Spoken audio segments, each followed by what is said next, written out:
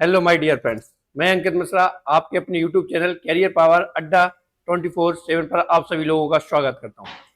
MP constable के इस series में रीजनिंग को मैं पूरा कंप्लीट करवाऊंगा आप सभी लोगों को। और रीजनिंग का जहां तक पूरा सिलेबस है हमने अच्छे से एनालिसिस किया है, पढ़ा है, उसको जाना है, समझा है। तो इसी पैटर्न पे हम इंपॉर्टेंट टॉपिक्स को ऑर्डर में लगा के वन बाई वन इसकी क्लास आप सभी लोगों के सामने अवेलेबल कराऊंगा। तो सबसे पहले डाइस डाइस आज आप सभी लोगों के सामने उपस्थित डाइस का जो पहला टॉपिक है ये लेके उपस्थित हुआ हूं और इसकी पहली क्लास है डाइस 1। तो आइए हम शुरुआत करते हैं डाइस। देखिए ये पूरा सिलेबस है, पहले सिलेबस को थोड़ा सा समझ लेते हैं 5 मिनट के लिए। सबसे पहले इसमें logical reasoning, blood relation, coding decoding और स्टेटमेंट वाली सीरीज। स्टेटमेंट वाली सीरीज का ध्यान रखिएगा, आजकल स्टेटमेंट वाली सीरीज से बहुत सारे क्वेश्चन पूछे जा रहे हैं। जैसे स्टेटमेंट वाली सीरीज में लिखा है cause and effect, cause and elimination, assertion and reasoning, कारण एवं प्रभाव। और हम यहां से और देखें तो स्टेटमेंट वाली सीरीज में लगभग ये दो टॉपिक तो ये हो गए, स्टेटमेंट मैचिंग, स्टेटमेंट मैचिंग और वेरिफिकेशन ऑफ स्टेटमेंट ट्रूथ। ये स्टेटमेंट वाली सीरीज चल रही है, स्टेटमेंट वाली सीरीज चल रही है। अच्छा, और ये फिगर काउंटिंग है, फिगर बेस्ड रीजनिंग, यानी ये फिगर काउंटिंग, ये मैथमेटिकल ऑपरेशन, ये आपका वेन डायग्राम, वेन आरेख, ठीक है। लॉजिकल ऑर्डर ऑफ वर्ड्स वो लिख के आते हैं, जैसे पेड़, पत्तियां, पुष्प, फूल, और इनको 1 2 3 4 5 है ना, 1 2 3 5 इनको ऑर्डर में सजाना होता है। अल्फाबेटिकल क्लासिफिकेशन, ठीक है, और प्रोजेक्शन, ठीक है, डायरेक्शन, डिस्टेंस डायरेक्शन आ गया, रैंकिंग एलिजिबिलिटी टेस्ट आ गई, एनालॉजी आ गया, इसी में क्लासिफिकेशन आ गया, इसी में आ जाएगा find out the odd, data sufficiency आ गया, सीरीज आ गई, अल्फाबेट सीरीज, नंबर सीरीज दोनों आ जाएगी, पजल भी आ गया इसमें। अच्छा, पजल जो होगा वो ब्लड रिलेशन से रिलेटेड भी आ जाएगा पजल, और नॉर्मल जो पजल आती है बेसिक लेवल की वो भी इसमें आ जाएंगी। अच्छा, ये ध्यान रखना है स्टेटमेंट वाली सीरीज का, कॉज एंड इफेक्ट का, cause and elimination, sequence and, ठीक है, ये वाला अरेंजमेंट आ गया। अच्छा, mirror image, water image, mirror image, water image हम दो चीजों में पढ़ेंगे, एक तो नॉन वर्बल में पढ़ेंगे, एक क्लॉक में पढ़ेंगे। मिरर इमेज और वाटर इमेज एक क्लॉक में पढ़ेंगे, एक नॉन वर्बल में। फिर एम्बेडेड फिगर पैटर्न, ये नॉन वर्बल का पार्ट आ गया, मिरर इमेज आ गई। डाटा इंटरप्रिटेशन आ गया, इसी में डीआई आ गया। एंगल कैलकुलेशन यानी क्लॉक का पार्ट आ गया, angle calculation. Odd figure out grouping ये वाला हो गया। अच्छा, एनालॉजी का ही पार्ट है ये भी। और नंबर एनालिसिस एंड प्रिपरेशन हो गई, यानी नंबर सीरीज आ जाएगी इसमें, और मिसिंग टर्म आ जाएगा, है ना, और फॉर्मेशन, सीक्वेंस एंड ट्रायंगल्स, ठीक है, सीरीज भी आ गई। सब तरीके एनालिटिकल रीजनिंग है, लगभग वही रीजनिंग है जो हमें एसएससी पूछता है, लगभग वही रीजनिंग है जो एसएससी पूछता है, या जो जनरल रीजनिंग आती है वही है। तो ठीक है, हम शुरुआत करते हैं वन बाई वन करके। तो हम पहले लेते हैं सबसे पहले डाइस। समझिएगा डाइस होता क्या है। देखो, डाइस सबसे पहले दो तरीके के डाइस होते हैं। नंबर एक स्टैंडर्ड डाइस,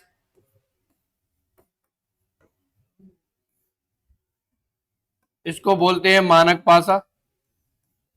दूसरा होता है हमारा, सेकंड होता है हमारा जनरल डाइस, इसको बोला जाता है साधारण पासा। जनरल डाइस या साधारण पासा,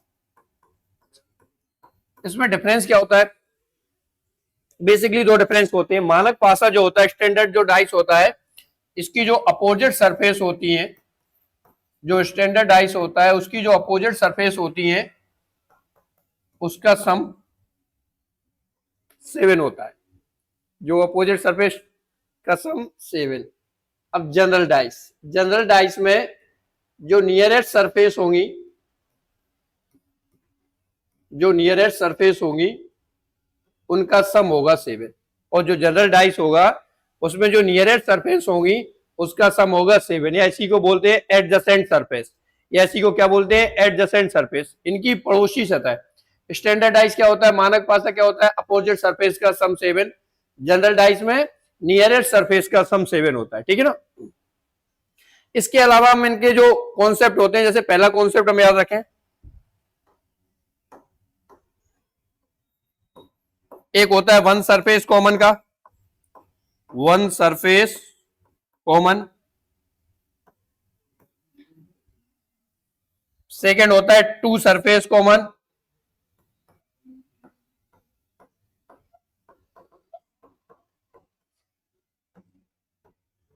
और थर्ड हम पढ़ेंगे no surface common, no surface common.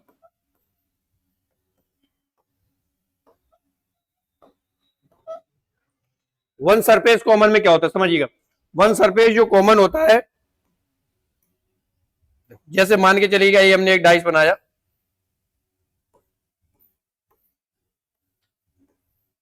एक ये डाइस बनाया, हमें कहीं से भी वन सरफेस जैसे कॉमन लेना है। देखो जैसे मैंने यहां पे लिया 1 2 3, यहां पे लिया 2 4 5, इसमें कौन सी सरफेस कॉमन है? इसमें एक सरफेस कॉमन है, कौन सी? 2। एक सरफेस कॉमन है 2, हम 2 को सर्कल में कर देते हैं, सर्कल में। अब हम 2 से चाहे तो क्लॉकवाइज चले जाए, चाहे एंटी क्लॉकवाइज चले जाए, तो हम 2 से ये गए क्लॉकवाइज, ये गए क्लॉकवाइज। अगर हम 2 से इधर से क्लॉकवाइज गए तो 2 के बाद क्या आया 1, 1 के बाद आया 3, इधर 2 के बाद क्या आया 4, 4 के बाद आया 5। तो यहां से हमें डायरेक्ट अपोजिट मिल गए। कैसे? 3 का अपोजिट 5, 5 का 3, 1 का अपोजिट 4, 4 का 1। 2 हो गया हमारा कॉमन टर्म। 2 क्या हो गया? Common term.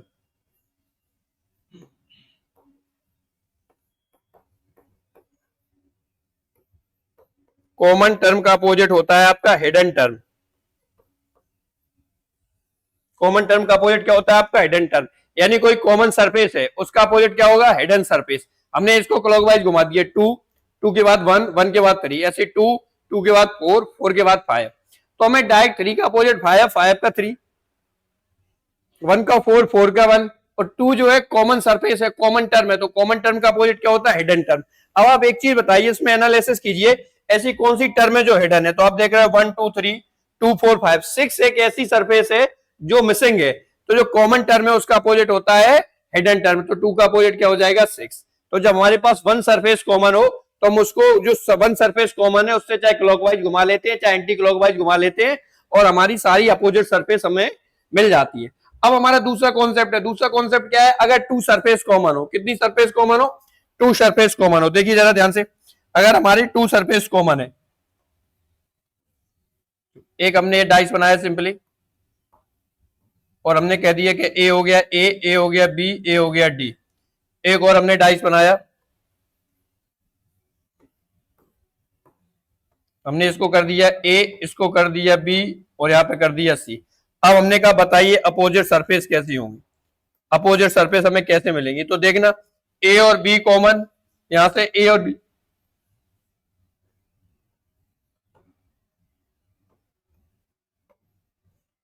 देखो ए और बी कॉमन, ए और बी कॉमन, दो सरफेस कॉमन हो रही है, ए बी बची कौन सी रहेगी? सी और डी। जो सी और डी बची रहेंगी वो एक दूसरे की अपोजिट हो गई। जो कॉमन टर्म है ए बी, इनके अलावा जो बची रहेगी सी और डी, वो एक दूसरे के अपोजिट हो गई। अब है क्वेश्चन नंबर 3, या sorry type number 3, no surface common. कोई भी सरफेस कॉमन है, सबसे पहले तो 1 सरफेस कॉमन, उसके बाद 2 सरफेस कॉमन, उसके बाद no surface common. No surface common में एक ही कॉन्सेप्ट याद रखा जाता है कि डाइस स्टैंडर्ड है या जनरल है। अगर स्टैंडर्ड डाइस है, मानक पासा है, तो अपोजिट सरफेस का सम 7 होगा, विपरीत फलकों का जोड़ 7 होगा। और यदि साधारण पासा है तो उसकी जो एडजेसेंट सरफेस होंगी या नियरेस्ट सरफेस होंगी, या हिंदी में इसको बोलते हैं जो उसकी पड़ोसी सतह होंगी, जो उसकी आसन्न सतह होंगी, जो निकटवर्ती सतह होंगी, उनका जोड़ कितना होगा? 7 होगा। उनका जोड़ कितना होगा? 7 होगा। तो इन्हीं 3 कॉन्सेप्ट पर बनाएंगे हम सारे डाइस के सवाल। इसके अलावा एक चीज और ध्यान रखना स्पेशली, वो रूल हर जगह लगेगा डाइस में। क्या? जब भी अच्छा सवाल बनेगा तो वो रूल हमेशा लगेगा कि अगर जो अपोजिट सरफेस होती है वो एक साथ न तो शो होती हैं ना ही हाइड होती हैं। अगर अपोजिट सरफेस है तो न तो वो एक साथ शो होंगी ना ही एक साथ हाइड होंगी। हिंदी में बोले तो दो विपरीत फलक न तो एक साथ दिखाई देते हैं ना ही एक साथ छुप सकते हैं, न तो एक साथ दिखाई देते हैं ना ही एक साथ छुप सकते हैं। चलिए क्वेश्चन की शुरुआत करते हैं। पहला क्वेश्चन, सबसे पहले हमसे उसने कहा है एक स्टैंडर्डाइज है। स्टैंडर्डाइज है, मैं बार बार रिपीट करता रहूंगा जिससे आपको चीजें याद हो जाएं। जैसे जो स्टैंडर्डाइज है, स्टैंडर्डाइज के बारे में क्या कहा था, इसके जो अपोजिट सरफेस होते हैं उसका सम कितना होता है, 7 होता है। जो स्टैंडर्डाइज होता है उसके जो अपोजिट सरफेस होते हैं, जो विपरीत फलक होते हैं, उसका सम कितना होता है, 7 होता है। अब आपसे पूछा क्या है इसमें, आपसे 1 का अपोजिट पूछा है, स्टैंडर्डाइज है तो 1 का अपोजिट क्या हो जाएगा, 6। नेक्स्ट क्वेश्चन भाई, फिर उसने बोला यदि एक स्टैंडर्डाइज है तो हमसे पूछा है 3 का अपोजिट क्या होगा। स्टैंडर्डाइज में क्या होता है, अपोजिट सरफेस का सम 7 होता है, तो डायरेक्ट 3 का अपोजिट पूछा तो 3 का अपोजिट क्या हो जाएगा, 4, क्योंकि 3 + 4 7, 3 + 4 7। क्वेश्चन नंबर नेक्स्ट, अब हमसे पूछ रहा है व्हाट इज अपोजिट टू 6। 6 का अपोजिट बताइए, 6 का अपोजिट बताइए। और यहाँ पे उसने आपको ये नहीं बताया कि कौन सा डाइस है, स्टैंडर्डाइज है या जनरल डाइस है। तो आप खुद देखिएगा ध्यान से, इसके जो एडजेसेंट सरफेस है, जो निकटवर्ती सतह है, उसका सम कितना हो रहा है, 7 हो रहा है, उसका जोड़ 7 हो रहा है। जो निकटवर्ती जो सतह है, जो निकटवर्ती फलक है, उनका जोड़ 7 हो रहा है। इसका मतलब हुआ ये कौन सा डाइस हो गया, ये जनरल डाइस हो गया, ये साधारण पासा हो गया, ये साधारण पासा हो गया। साधारण पासा का क्या कॉन्सेप्ट है कि इसके कोई भी दो पड़ोसी सतहों का जोड़ 7 होता है। अब हमें चाहिए 6 का अपोजिट, तो हम 6 का अपोजिट यहाँ पे फिक्स नहीं कर सकते हैं। हाँ, इतना हमें जरूर कंफर्म है कि 6 इनके साथ शो नहीं हो रहा है, यानी 6 कहां पे होगा, कहीं पीछे होगा। और 6 के साथ क्या क्या शो हो रहा होगा, 6 के साथ हमारा शो हो रहा होगा 1, और उसी के साथ शो हो रहा होगा 5, उसी के साथ शो हो रहा होगा 6, यानी 1 5 6 1 5 6। एक ऐसी सरफेस होंगी, ये पीछे की साइड में होंगी और ये आपस में कैसी होंगी, नियरेस्ट सरफेस होंगी। कैसी सरफेस होगी, नियरेस्ट पड़ोसी सतह होंगी। तो 6 का अपोजिट यार ना तो 5 हो सकता है, ना 6 हो सकता है, ना 5 हो सकता है, ना 6 खुद तो स्वयं हो नहीं सकता, ना 1 हो सकता है। तो बच्चा क्या रह गया, तो 6 की अपोजिट 3 सरफेस बची रहेंगी। क्या क्या क्या क्या पॉसिबिलिटी है, या तो हो सकता है 2, या तो हो सकता है 4, या हो सकता है 3, या तो हो सकता है 2, या तो हो सकता है 4, या हो सकता है 3। इस क्वेश्चन को हमने जानबूझ के डाला एक कॉन्सेप्ट क्लियरिटी के लिए। नेक्स्ट पढ़िएगा आगे, नेक्स्ट क्वेश्चन है। अब देखिए जरा ध्यान से, हमसे पूछ रहा है 1 का अपोजिट क्या है, 1 के अपोजिट सरफेस कौन सा है। तो देखो यहाँ पे कुछ कॉमन मिल रहा है। तो जैसे ही हमने देखा बेटा कि यहाँ पे हमें कॉमन मिल रहा है 3 5 1, 3 4 2, 3 कॉमन मिल रहा है, 3 इधर कॉमन मिल रहा है। 3 से हमने क्लॉकवाइज घुमा दिया, 3 से जैसे ही क्लॉकवाइज घुमाया तो 3 के बाद आया 5, 5 के बाद आया 1। इधर से 3 को क्लॉकवाइज घुमाया तो 3 के बाद आया 2, 2 के बाद आया 4। और आपको पता है कि हमें डायरेक्ट अपोजिट मिल जाते हैं। 1 का अपोजिट क्या मिल गया, 4, 5 का अपोजिट क्या मिल गया, 2। 3 हमारा यहाँ पे क्या है, 3 हमारा यहाँ पे कॉमन टर्म है। कॉमन टर्म का अपोजिट क्या होता है, कॉमन टर्म का अपोजिट होता है हिडन टर्म। कॉमन सरफेस का अपोजिट होता है हिडन सरफेस।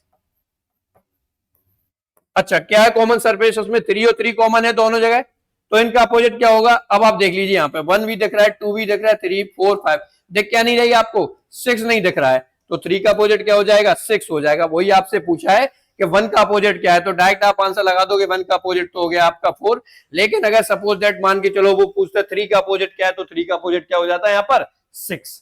3 का अपोजिट क्या हो जाता है यहाँ पर 6। 1 का 4, 2 का 5, 5 का 2, ये रिवर्स चलता है। 1 का 4, 4 का 1, 5 का 2, 2 का 5 और 3 का 6, 6 का 3। इसी पैटर्न में हम आगे बढ़ते हैं। क्वेश्चन नंबर 9, हमसे पूछा है 4 का अपोजिट क्या है। इसमें कॉमन टर्म क्या है, कॉमन टर्म क्या है, इसमें हमारा कॉमन टर्म है 4। 4 4 घुमा दीजिए इसको क्लॉकवाइज। जैसे ही 4 को क्लॉकवाइज घुमाया, इधर से 4 को क्लॉकवाइज घुमाया, डायरेक्ट हमें मिल गया 2 का अपोजिट 5, 5 का 2, 3 का 6, 6 का 3। 4 क्या है, कॉमन टर्म है। 4 क्या है, हमारी कॉमन टर्म है। कॉमन टर्म का अपोजिट क्या होता है, हिडन टर्म। क्या है इसमें, हाइड है, हाइड है इसमें 1, 1 शो नहीं हो रहा है, तो हमें 4 का अपोजिट मिल गया 1। और हमसे वो इस बार 4 का अपोजिट ही पूछ रहा है, तो 4 का अपोजिट क्या हो गया 1। 4 का ही विपरीत फलक पर क्या हो गया 1। बाकी किसी का भी पूछता तो 5 का 2, 2 का 5, 3 का 6, 6 का 3, 4 का। Next question number 10, what is the number at the bottom of figure 1। आकृति 1 के निचली सतह पर कौन सी संख्या होगी। आकृति 1 के निचली सतह पर कौन सी संख्या होगी, ये सवाल मैं भावी एमपी पुलिस वालों के लिए छोड़ रहा हूं। आप लोग इस सवाल को सॉल्व करके कमेंट बॉक्स में आंसर करके बताएंगे कि आकृति एक में निचली सतह पर कौन सी संख्या होगी। मैं आपको इतना सा हिंट दे देता हूं कि आकृति एक में निचली सतह का मतलब है इनडायरेक्टली वो 3 का अपोजिट पूछ रहा है। इनडायरेक्टली वो 3 का अपोजिट पूछ रहा है। उसने दो फिगर आपको कंफ्यूज करने के लिए रखे हैं। डायरेक्ट कोड कर रहा है कि पहली आकृति से बताइए 3 का अपोजिट क्या है, 3 का अपोजिट क्या है। तो इस सवाल का जवाब आप कमेंट बॉक्स में कमेंट करके बताइएगा। क्वेश्चन नंबर 6 और इसी हम पैटर्न में आगे बढ़ते हैं। क्वेश्चन नंबर 7 देखिएगा, what will be come in place of question mark. प्रश्नवाचक चिन्ह के स्थान पर क्या आएगा। क्वेश्चन मार्क के स्थान पर क्या आएगा, प्रश्नवाचक चिन्ह के स्थान पर क्या आएगा। केवल और केवल सवाल को पूछने के तरीके हैं और लैंग्वेज से कंफ्यूज करेगा। बाकी 3 कॉन्सेप्ट के अलावा कोई भी कॉन्सेप्ट डाइस में नहीं लगता है। देखो जरा ध्यान से, अब आप कहोगे पहला दूसरा तीसरे में पैटर्न अलग तरीके से क्या पूछ लिया क्वेश्चन मार्क की जगह पे क्या आएगा। आप पहले दो डाइस देखिए बहुत ध्यान से। आप पहले दो डाइस ध्यान से देखेंगे तो आप कहेंगे सर ये तो पहले ही वाला जैसा क्वेश्चन है, इधर भी 3 कॉमन मिल रहा है सर, इधर भी 3 कॉमन मिल रहा है। बिल्कुल, आप 3 को ले जाके क्लॉकवाइज घुमा दीजिएगा। जैसे ही आप 3 को क्लॉकवाइज घुमाते हैं तो 3 के बाद आता है 1।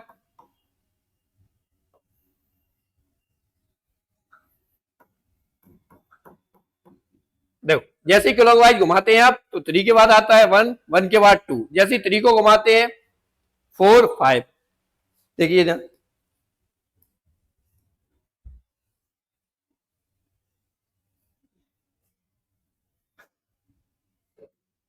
क्या हो गया, डायरेक्ट 2 का 5, 5 का 2, 1 का 4, 4 का 1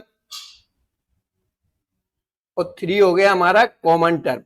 और कॉमन टर्म का अपोजिट क्या हो जाता है, हिडन टर्म।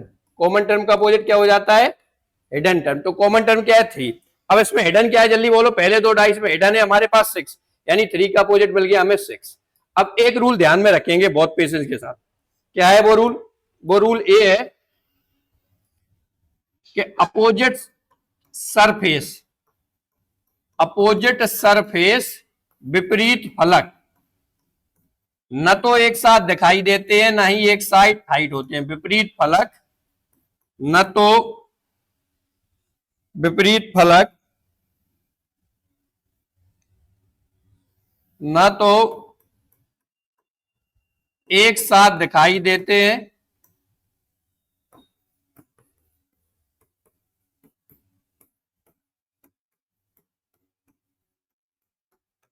और ना ही एक साथ छुपते हैं, और ना ही एक साथ छुपते हैं यानी हाइड होते हैं। विपरीत फलक न तो एक साथ दिखाई देते हैं ना ही एक साथ छुपते हैं। देखिए विपरीत फलक न तो एक साथ दिखाई देते हैं और ना ही एक साथ छुपते हैं, यानी अपोजिट सरफेस न तो एक साथ शो होंगी ना ही एक साथ हाइड होंगी। अब देखिए जरा ध्यान से, हमें क्वेश्चन मार्क की जगह पे बनना है।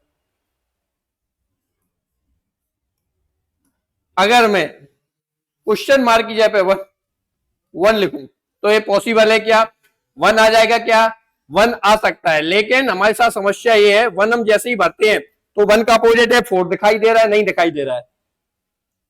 और 2 का अपोजिट 5 दिखाई दे रहा है, नहीं दिखाई दे रहा है। 3 का अपोजिट 6 दिखाई दे रहा है, नहीं दिखाई दे रहा है। यानी 1 आने की पूरी पूरी पॉसिबिलिटी है। लेकिन अगर मान के चलिएगा मैं यहाँ पे 4 भर देता हूं तो 4 नहीं आ पाएगा। क्यों नहीं आ पाएगा, 4 बोलो जल्दी से, 4 क्यों नहीं आ पाएगा, 4 हमारा क्यों नहीं आएगा। अगर मैंने 3 से घुमा दिया 3, 1, 2, 3, 4, 5, यानी 1 और 4 एक दूसरे के अपोजिट, 2 और 5 एक दूसरे के अपोजिट, 3 और 6 एक दूसरे के अपोजिट। अपोजिट सरफेस ना तो एक साथ शो होंगी ना ही एक साइड हाइड होंगी। अगर मैं क्वेश्चन मार्क की जगह पे 1 भर देता हूं तो बिल्कुल 1 हमारा आंसर हो सकता है। लेकिन अगर मैं 4 भर सकता हूं तो 4 भी हमारा आंसर हो सकता है। अब ध्यान से देखिएगा, अगर मैं 5 भर दूं, 5 की पॉसिबिलिटी नहीं है। क्यों, जैसे ही मैं 5 भर देता हूं यहाँ पे तो 5 और 2 एक दूसरे के कैसे हो जाएंगे, अपोजिट हो जाएंगे।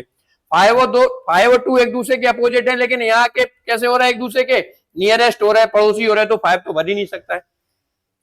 5 और 2 एक दूसरे के अपोजिट हैं और यहां लिखने पर ये एक दूसरे के नियरेस्ट हो रहा है। 6, अगर मैं यहाँ पे 6 भर देता हूं तो 6 का अपोजिट क्या होता है, 3, तो ये भी नहीं आएगा। तो आपके पास 2 मिनट का टाइम है, 2 आंसर है, या तो 1 या 4, आराम से बताइएगा। 2 मिनट का टाइम लेके, आपके पास 2 मिनट।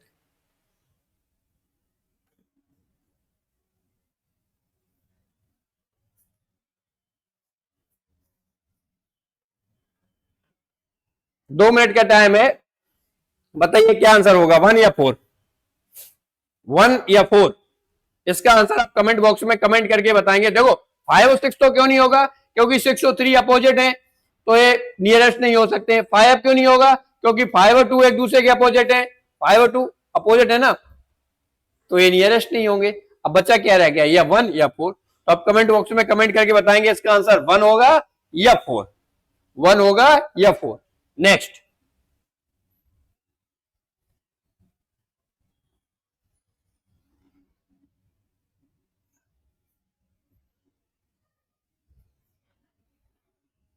टेक्निकल टीम है जो आसपास घूम रही है, लगातार निगरानी रखते हैं लोग, बढ़िया समय पे चाय वाय कॉफी ये सब अवेलेबल कराते हैं, बढ़िया बहुत मेहनत करते हैं। तो आप इन वीडियो का बहुत अच्छे से एनालिसिस कीजिएगा, है ना। Thank you sir. Question number 8, अब वो कह रहा है निम्नलिखित में से कौन सा विकल्प सही है, निम्नलिखित में से कौन सा विकल्प सही है। अब आप ध्यान से देखिएगा, इसमें कॉमन क्या मिल रहा है, हमें कॉमन क्या मिल रहा है, दोनों में हमें कॉमन मिल रहा है 4 4 2 2, यानी क्या कॉमन मिल गया, 4 2 4 2। बच्चा क्या रह गया, 6 और 3, 6 और 3, यानी 6 और 3 एक दूसरे के अपोजिट है।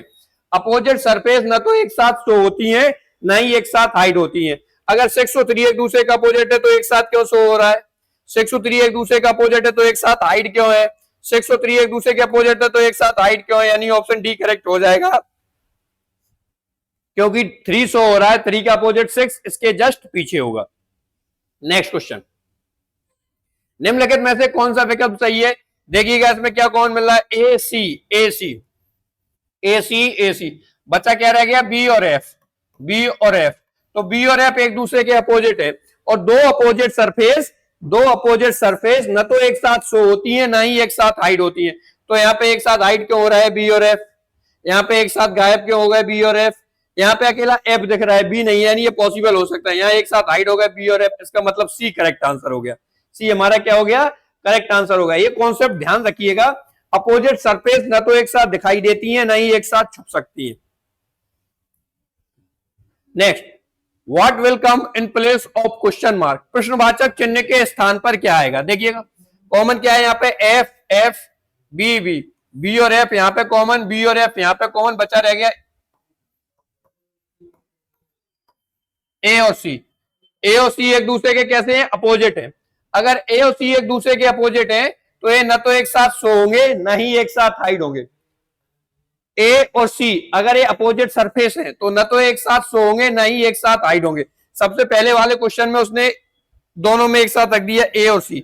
अगर मान के चलिएगा मैं ए और सी यहां एक साथ भर देता हूं तो ए और सी तो एक दूसरे के नियरेस्ट हो रहे, जबकि है कैसे है, अपोजिट। इसका मतलब पहला तो पॉसिबल नहीं है। अब मैं दूसरे पे आया, अगर मैं यहाँ पे बी और एफ भर दूं, यहां से दोनों गायब हो गए, ए और सी दोनों हाइड हो गए, यानी ये बी भी पॉसिबल नहीं है क्योंकि ये दोनों हाइड हो रहे हैं, दोनों हाइड हो रहे हैं। अब हमने भरा ई और एफ, अगर मैं यहाँ पे ई और एफ भर देता हूं तब भी हमारे साथ ये प्रॉब्लम हो रही है कि ए और सी दोनों गायब हो रहा है, यानी ये भी नहीं हो सकता, ये भी नहीं हो सकता।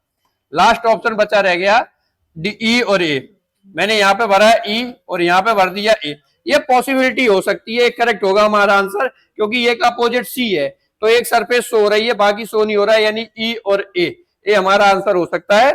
और एक करेक्ट आंसर है ई और ए, क्योंकि ये का जो अपोजिट सरफेस है वो सी है, सी शो नहीं हो रहा है यानी पीछे होगा, और ना तो एक साथ ए और सी हाइड है ना एक साथ शो हो रहा है, यानी डी करेक्ट आंसर हो गया। तो ये हमारी रीजनिंग की पहली क्लास थी जिसमें मैंने बहुत सिंपल और इम्पोर्टेंट जो टॉपिक है उसको रखा है डाइस को, और इसकी कम से कम लगातार अपने कंटिन्यू क्लासेस चलेंगी, जब तक आपका एग्जाम नहीं हो जाता है तब तक कंटिन्यू इसकी क्लासेस चलेंगी। और रीजनिंग का एक अच्छा खासा वेटेज है एग्जाम में, तो आप लोग बहुत अच्छे से रीजनिंग तैयार करिएगा। और हमारी तरफ से क्लास बिल्कुल फ्री और निःशुल्क रहेगी, आप कंटिन्यू इसको पढ़िएगा, इसका एनालिसिस करिएगा, और कमेंट बॉक्स में कमेंट करके जरूर बताइएगा जो टॉपिक आपको कठिन लग रहे हो या जो टॉपिक आप पहले पढ़ना चाह रहे हो, तो कमेंट बॉक्स में कमेंट करके जरूर बताइएगा कि सर ये वाले टॉपिक करा दीजिए, या आपने कहीं से भी पढ़ के रखा हो और उन टॉपिक्स में आपको कंफ्यूजन हो रहा हो तो आप उन टॉपिक्स को कमेंट बॉक्स में कमेंट करके बताइएगा। हमारी टेक्निकल टीम आपके कमेंट्स को लगातार पढ़ती है और हम लोग उन्हीं चीजों को प्रायोरिटी देते हैं जो कमेंट बॉक्स में हमें मिलते हैं कि ये वाला टॉपिक करा दो, ये वाला टॉपिक करा दो, उसी के बेस पे हम टॉपिकों को लेके क्रम बाई क्रम पढ़ाते चले जाते हैं। तो इसी के साथ पहली क्लास का अपन समापन करते हैं। जय हिंद, जय भारत।